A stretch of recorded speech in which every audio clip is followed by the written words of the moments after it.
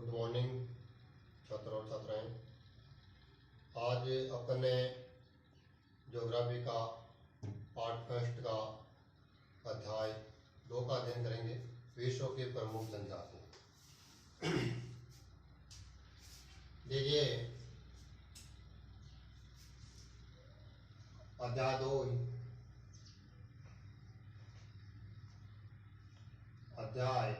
2 विश्व की प्रमुख जनजाति।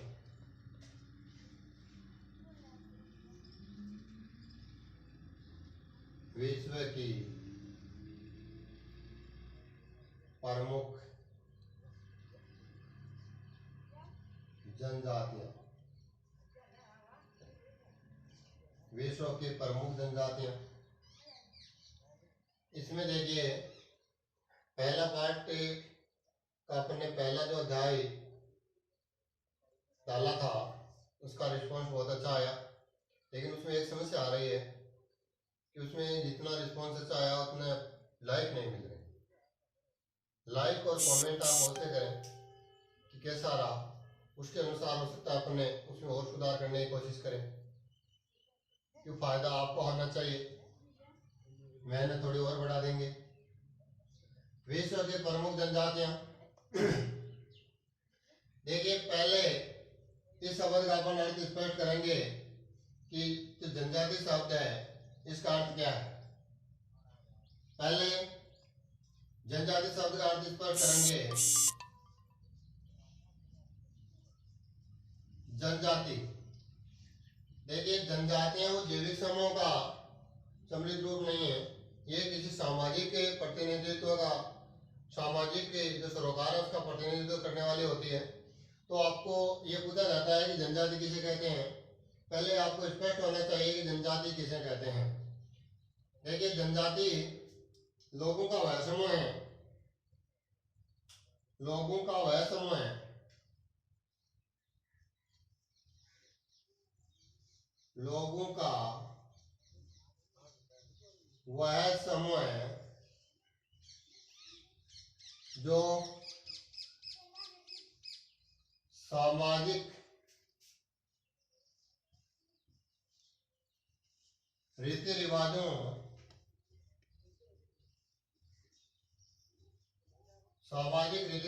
एवं सांस्कृतिक परंपराओं से है। सांस्कृतिक परंपराओं से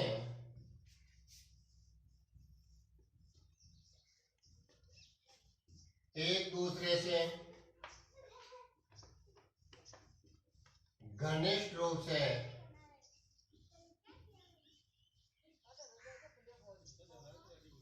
संबंधित हो।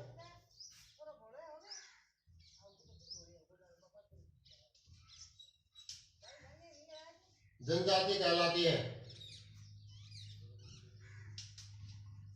देखिए वैसे वर्तमान में जो भी जनजातियां हैं उसका जो रूप है, उसका रहन सहन है वो बदल गया है।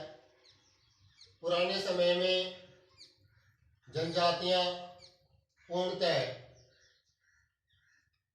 आदिम ढंग से जीवन यापन करती थी, जंगलों में रहती थी और पूर्णतः प्रकृति पे निर्भर थी, और उसका जो जीवन था वो आखेट और संग्रहण अर्थात जंगलों तक ही सीमित था। उसका रहन सहन है वो भी अपने में ही एक सीमित क्षेत्र तक रहता है। अब देखिए जो जनजाति है, यहाँ पूछा जाने वाला जो सवाल है 12th क्लास के अनुसार, कंपटीशन के अनुसार नहीं पढ़ा रहा हूँ, तो कंपटीशन वाले जो भी बच्चे हैं वो इस वीडियो को अपना टाइम खराब ना करें, क्योंकि इसमें कंपटीशन में इस प्रकार की कोई सवाल नहीं आता है कि जनजाति किसे कहते हैं। अब देखिए आगे आता है कि विश्व के जो प्रमुख जनजातियां हैं वो कौन कौन सी है, और अपन इसमें 12th क्लास में उसका कौन कौन सी जनजातियों का अध्ययन करेंगे। तो पहले अपन विश्व की प्रमुख जनजातियां, विश्व की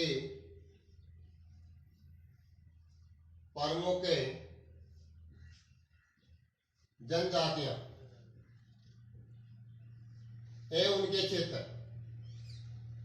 देखिए उनके क्षेत्र कौन कौन से हैं और कहाँ कहाँ ये जनजातियां निवास करती है। तो पहला है ध्रुवीय ठंडे प्रदेश। ध्रुवीय ठंडे प्रदेश की जो जनजाति है, कौन सी जनजाति निवास करती है? तो यहाँ निवास करने वाले जो जनजाति है एस्किमो, शैमोयड्स, याकुत। इसके बाद में विश्वत्रय के सघन वन क्षेत्रों में निवास करने वाली जनजाति विश्व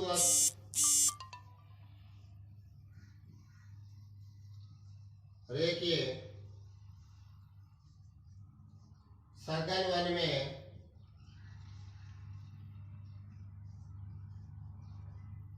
निवास करने वाले जनजाति। देखिए विश्वत्रय के जो सघन वन में निवास करने वाली जो जनजाति है वह है पिग्मी,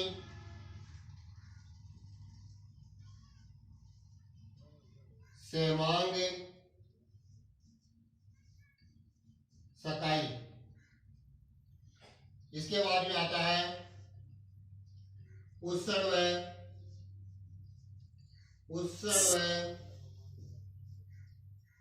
शुष्क कालाहारी मरुस्थल। उष्ण व शुष्क कालाहारी मरुस्थल।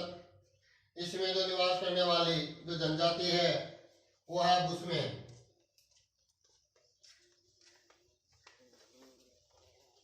बुशमैन।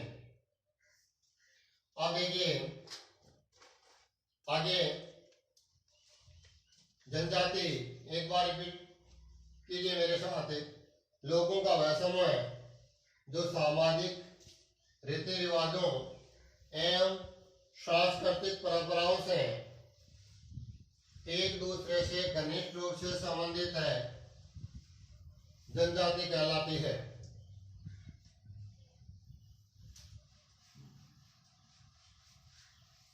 अब देखिए नेक्स्ट उष्णकटिबंधीय घास के मैदान, उष्ण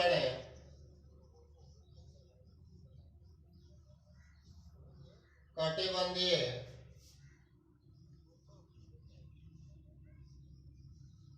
घास के मैदान। इस क्षेत्र में निवास करने वाले जो जनजाति है मासाई व बद्दू। इसके बाद में क्षेत्र आता है समशीतोष्ण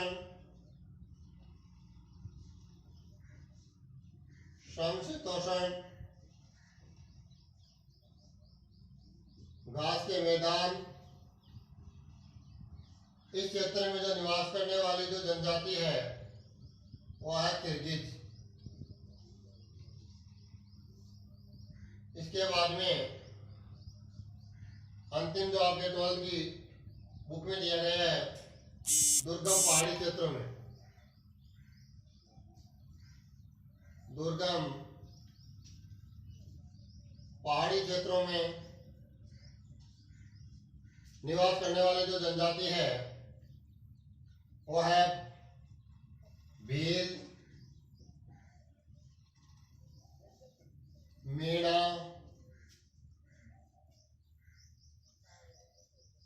संताल, गोंड, सहरिया, ग्रासिया इत्यादि आदि। अब देखिए एक बार ये रिवीजन रिपीट करवा रहा हूं आपको मैं। विश्व की प्रमुख जनजातियां विश्व के प्रमुख जनजातियों में ध्रुवीय ठंडे प्रदेशों में निवास करने वाले जो जनजाति है एस्किमो, शेमाइट और याकुत। इसके बाद में आपका 2 नंबर जो क्षेत्र है, एक इसको विश्व मैप से भी समझा सकते हैं अपन कि यहाँ जो विश्व रेखा है इसे लेके अपन दूसरे प्रदेशों से लेके उष्णकटिबंधीय जो भाग है उससे, लेकिन ये थोड़ा क्लास से बहुत लंबी हो जाती है इसलिए इसको शॉर्टकट में समझा रहा हूँ, बगैर मैप के समझा रहा हूँ आपको। विश्व के सघन वन में निवास करने वाली जो जनजाति है पिग्मी, शेमान और शकाई। इसके बाद में उष्ण व शुष्क कालाहारी मरुस्थल में जो निवास करने वाली जो जनजाति है वह है बुशमैन। 4 नंबर पे आते हैं उष्ण कटिबंधीय घास के मैदान, इसमें देखिए मसाई और बद्दू। इसके बाद में समशीतोष्ण घास के मैदान, इसमें जो निवास करने वाली जनजाति है वो किर्गिज जनजाति है। इसके बाद में अंतिम आपकी जो जनजाति आती है दुर्गम जो क्षेत्र आता है, दुर्गम पहाड़ी क्षेत्र, उसमें निवास करने वाली जो जनजाति है वह है भील, मीणा, संताल, गोंड आदि यानी ग्रासिया शहरिया। अब देखिए इसमें से अपन अध्ययन कौन कौन सी जनजातियां कर रहे हैं इस बुक में, इस अध्याय में। अपन मुख्यतः एक जनजाति यह है एस्किमो, इसका इस बारे में अपन अध्ययन करेंगे, अर्थात दूरीय प्रदेशों की जो निवास करने वाली जनजाति है। और एक अपन निवास करेंगे जो अध्ययन करेंगे वह है बुशमैन जनजाति का, और एक जो जनजाति है भील, दुर्गम पहाड़ी क्षेत्रों में भील है, और एक आपकी गोंड है। इस 4 जो जनजातियां हैं अर्थात दुर्गम पहाड़ी क्षेत्र में निवास करने वाली जनजाति, ध्रुवीय ठंडे प्रदेशों में निवास करने वाली जनजाति, और उष्ण व शुष्क कालाहारी मरुस्थल में निवास करने वाली जनजाति, इसका अपन क्या करेंगे अध्ययन करेंगे। तो अपन पहले 1 नंबर पे ले रहे हैं एस्किमो जनजाति। देखिए अपन 1 नंबर पे ले रहे हैं एस्किमो जनजाति। तो एक बार विश्व की प्रमुख जनजातियां रिपीट कीजिए। ध्रुवीय ठंडे प्रदेश में निवास करने वाली जो जनजाति है एस्किमो, शेमाइट, याकुत, और इसको अलग अलग क्षेत्रों में अलग अलग नामों से भी जाना जाता है। विश्व के सघन वन निवास क्षेत्र में पिग्मी, शेमान और शकाई। इसके बाद ये उष्ण व शुष्क कालाहारी मरुस्थल में निवास करने वाली जो जनजाति है बुशमैन जनजाति। इसके पश्चात उष्ण कटिबंधीय घास के मैदान मसाई और बद्दू।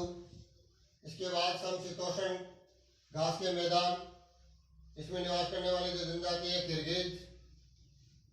दुर्गम पहाड़ी क्षेत्रों में निवास करने वाली जो जनजाति है भील, मीणा, संताल, गोंड इत्यादि। अब देखिए अपन ने जिसका अध्ययन कर रहे हैं वह है हमारी जनजाति एस्किमो।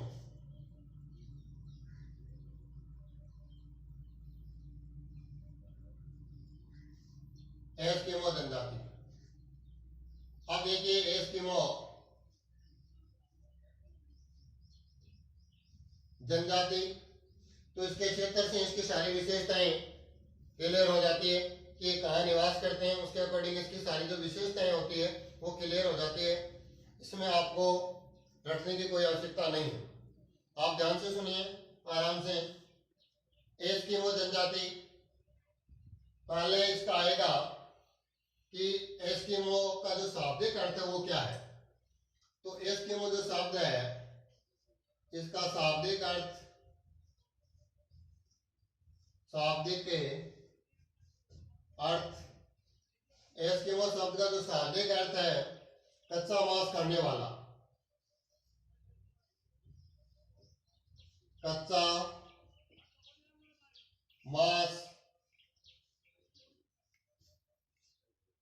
खाने वाला।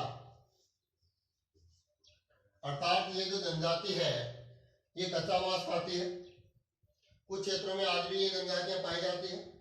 वैसे वर्तमान में विलुप्त के कगार पे है क्योंकि इसके जीवन जो प्रक्रिया है उसमें बदलाव आ गया है।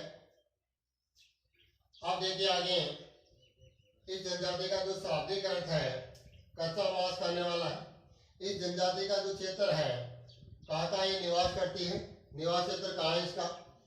वैसे ये आर्कटिक प्रदेश के आर्कटिक प्रदेशों में निवास करने वाली जो जनजाति है दूसरे क्षेत्रों में निवास करती है। ये जो जनजाति है एस्किमो जनजाति, जब ये ठंडे प्रदेशों में निवास करती है जनजाति, तो इनके पहले निवास क्षेत्र बताता हूँ। वैसे आपकी बुक के अनुसार है निवास क्षेत्र, पहले इसके निवास क्षेत्र का अध्ययन करेंगे, उसके पश्चात इसकी विशेषताएं शारीरिक बनावट बताऊंगा, समझ में थोड़ा अच्छा आता है। निवास क्षेत्र देखिए,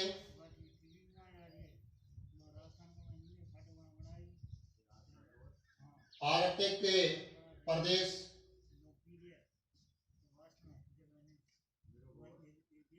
उत्तरी साइबेरिया, उत्तरी साइबेरिया और कनाडा,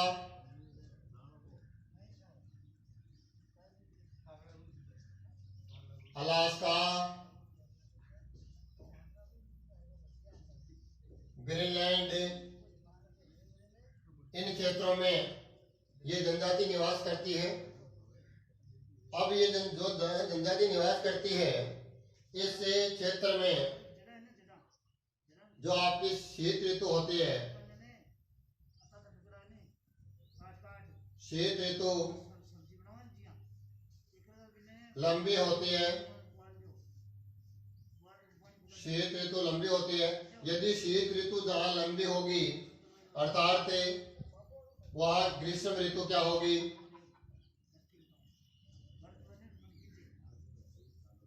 ग्रीष्म ऋतु क्या होगी, छोटी होगी। ग्रीष्म ऋतु क्या होगी, छोटी होगी।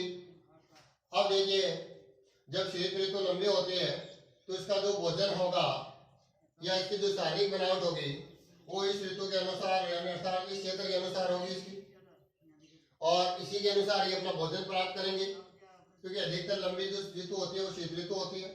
यहाँ हिम के रूप में वर्षा होती है और हिम बर्फ के यहाँ घर बनाए जाते हैं। आप देखिए इनकी शारीरिक बनावट, यानी 0 डिग्री सेल्सियस से भी या नीचे तापमान पाया जाता है। अब देखिए शारीरिक बनावट कैसी होगी इनकी, शारीरिक बनावट, शारीरिक बनावट में जब ये ठंडे प्रदेशों में रहते हैं तो निश्चित है इसका जो रंग होगा अर्थात त्वचा का जो रंग होगा वो पीलापन लिए हुए हल्का भूरा होगा। त्वचा का रंग देखिए, त्वचा का रंग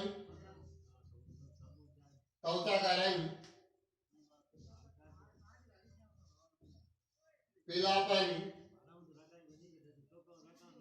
लिए हुए, पीलापन लिए हुए, त्वचा का रंग पीलापन लिए हुए हल्का भूरा होता है, हल्का भूरा होता है। अब देखिए आगे, इसका जो कद होता है वो मंजला होता है, कद मंजला अर्थात नाटा नहीं होता है और नहीं अत्यधिक लंबा होता है।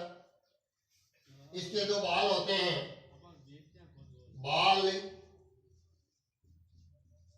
काले व भद्दे होते हैं, काले व भद्दे होते हैं। इसके बाल है वो काले और भद्दे होते हैं। अब देखिए इसका जो चेहरा होता है, चेहरा कैसा होगा, जब इस क्षेत्र में है अर्थात चीन से जब अपन ऊपर जाते हैं, नेपाल वाले जो क्षेत्र से ऊपर जाते हैं तो इधर वाला जो चेहरा है वो सपाट होता है, अर्थात चेहरा चौड़ा व सपाट चेहरा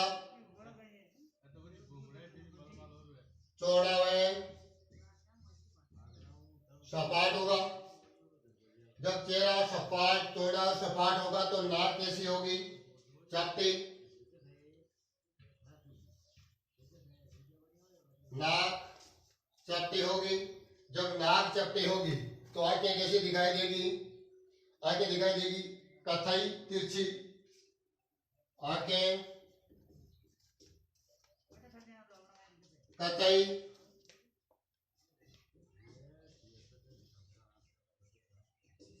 तिरछी होगी। ये जो ठंडे प्रदेशों में रहने वाले लोग होते हैं ये बहादुर होते हैं, लेकिन इसमें चिंतन का अभाव पाया जाता है।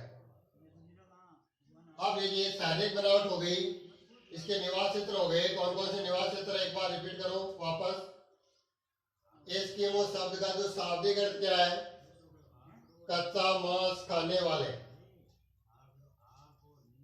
निवास क्षेत्र कौन से हैं? आर्कटिक प्रदेश, उत्तरी साइबेरिया के टुंड्रा प्रदेश एवं कनाडा, अलास्का और ग्रीनलैंड। इसके पश्चात यहाँ जो ऋतु होगी वो लंबी होगी शीत ऋतु और छोटी होगी ग्रीष्म ऋतु। अर्थात इनकी शारीरिक बनावट है, इनका जो भोजन है वो आपके शीत ऋतु के अनुसार होगा। अब देखिए इनकी शारीरिक बनावट, त्वचा का रंग जैसा होगा, पीलापन लिए हल्का भूरा होगा। कद इसका मंझला होगा, बाल काले व भद्दे होंगे, चेहरा चौड़ा व सपाट होगा, नाक चपटी होगी, आंखें कतई व तिरछी होगी। इसके बाद इसके दांत भी देख लीजिए, दांत सफेद और मजबूत होते हैं। दांत सफेद व मजबूत होते हैं। अब देखिए आगे शारीरिक बनावट आ गई, क्योंकि यहाँ जो सवाल बनता है वो ये बनता है कि एस्किमो जनजाति में लिख लीजिए, बड़ा सवाल आता है तो, या छोटा सवाल आता है तो एस्किमो के निवास क्षेत्र बताइए। अब देखिए आगे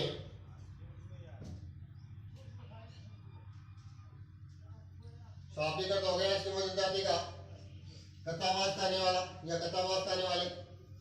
निवास क्षेत्र आर्कटिक प्रदेश, उत्तरी साइबेरिया, टुंड्रा प्रदेश, कनाडा, अलास्का, ग्रीनलैंड। यहाँ जो ऋतु है शीत ऋतु लंबी होती है और ग्रीष्म ऋतु छोटी होती है। यहाँ विभिन्न जो इस क्षेत्र में जो शिकार करने वाले जो जीव जंतु है इसका अपन अध्ययन करेंगे अभी।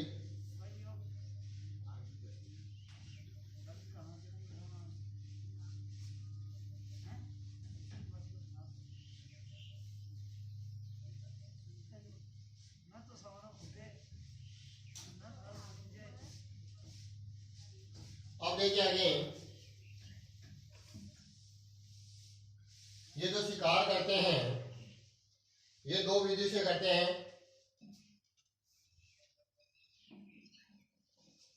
दो विधि से शिकार करते हैं। एक जो विधि होती है आपके जो आकेट करते हैं, पहले अपन करेंगे शीतकालीन आकेट।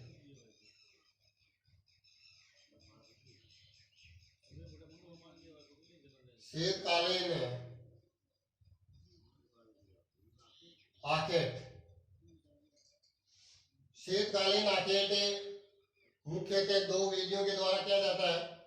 पहले अपन इससे पहले आकेट का जो शाब्दिक अर्थ है वो लिख लेते हैं। आकेट, आकेट का जो शाब्दिक अर्थ होता है शिकार करना। आकेट का मतलब क्या होता है? शिकार होता है। अर्थात शिकार करने के लिए इस समय शीतकालीन आकेट में अर्थात शीतकाल में दो विधियों का उल्लेख किया गया है। नंबर एक जो विधि है वह है आपकी माऊ पाक। माऊ पाक। और दूसरी आपकी जो है वह इतुर पाक, इतुरे पाक। अब देखिए माऊ पाक जो विधि है इसमें एक छिद्र होता है, एक छिद्र होता है और एक छिद्र में मछली की हड्डी रख दी जाती है, एक छिद्र में मछली की हड्डी रख दी जाती है। और जब यहाँ मछली की हड्डी, जैसे यहाँ बर्फ है, आपका ये बर्फ है, ये बर्फ है, यहाँ बर्फ पे एक छिद्र कर दिया जाता है और छिद्र पे यहाँ एक हड्डी रख दी जाती है और यहाँ एक व्यक्ति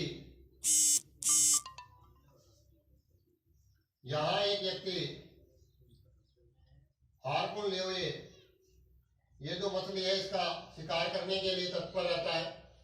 जैसे ही मछली सांस लेने के लिए आती है इस छिद्र के पास, तो ये जो हड्डी होती है ये हिल जाती है और जब ये हड्डी हिलती है तो हड्डी हिलते ही इसको संकेत मिल जाता है और संकेत मिलते ही ये इसका क्या कर लेता है, शिकार कर लेता है। इस जो विधि है, इस विधि का अन्य नाम इसलिए क्योंकि ये यहाँ क्या कर रहा है, बेटा किसी का क्या कर रहा है, इंतजार कर रहा है, तो इसलिए इसको क्या कहते हैं, इंतजार का मतलब क्या होता है, प्रतीक्षा करना। क्या होता है, प्रतीक्षा करना। अब देखिए इसी प्रकार से इतुरपाठ, इतर का मतलब अन्य से, अर्थात दो छिद्र होते हैं इसमें। जितने छिद्र होते हैं, दो छिद्र होते हैं, दो छिद्र होते हैं, दो छिद्र होते हैं, एक व्यक्ति यहाँ, एक छिद्र और एक यहाँ, दो छिद्र होते हैं। एक व्यक्ति यहाँ दाना डालता है तो दूसरा व्यक्ति उसके लिए मछली का शिकार करने के लिए तैयार रहता है और दूसरा व्यक्ति उसका संकेत मिलते ही क्या कर लेता है,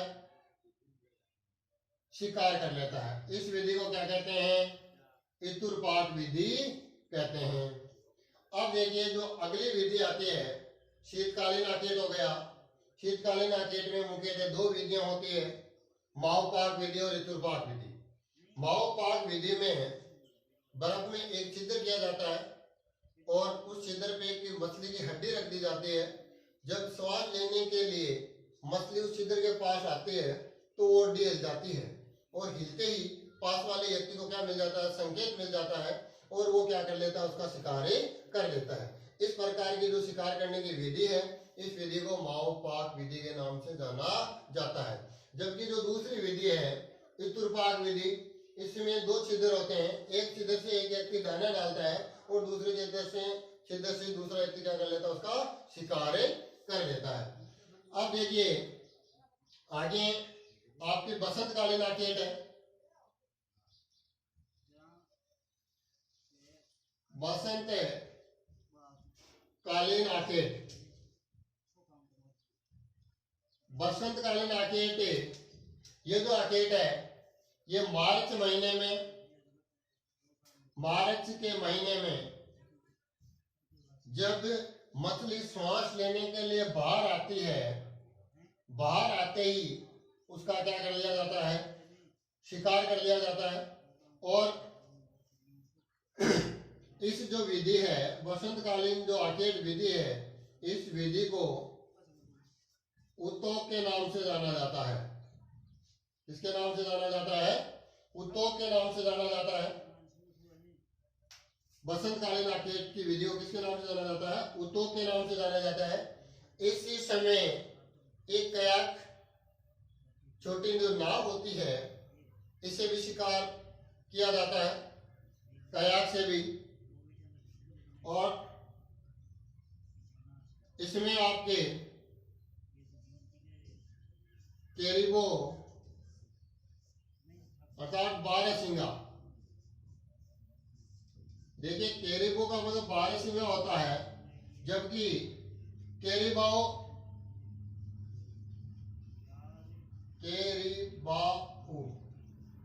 का मतलब होता है आपके रेनडियर। ये थोड़ा ध्यान रखना है। और इसमें जिसके पास जितने अधिक रेनडियर होंगे, समाज में उसकी स्थिति उतनी अच्छी समझी जाएगी। समाज में उसकी स्थिति क्या समझी जाएगी, उतनी अच्छी समझी जाएगी। तो कैरिबाओ का क्या करते हैं, धनुष बाण से उस समय क्या कर लेते हैं, शिकार कर लेते हैं। अब देखिए इस समय शिकार किए जाने वाली जो होती है वो सील मछली होती है अधिकतर। क्योंकि शील मछली का इसके जीवन में अत्यधिक महत्व है। इसकी जो चर्बी है वो जल्दी जलती है और काफी लंबे समय तक जलती है। इसके वस्त्र भी बनाए जाते हैं और इसके शिकार करने के लिए हथियार भी बनाए जाते हैं। और इस शील मछली से तंबू बनाने के लिए खाल भी प्राप्त करते हैं और अपने वस्त्र बनाने इसकी खाल के अपने वस्त्र भी बनाए जाते हैं। अर्थात शील मछली का इसके जीवन में अत्यधिक महत्व है। अब देखिए, जब अपन शिकार करते हैं तो इसके पश्चात क्या करेंगे? शिकार करके भोजन। तो नेक्स्ट जो टॉपिक आएगा वो कौन सा आएगा? भोजन।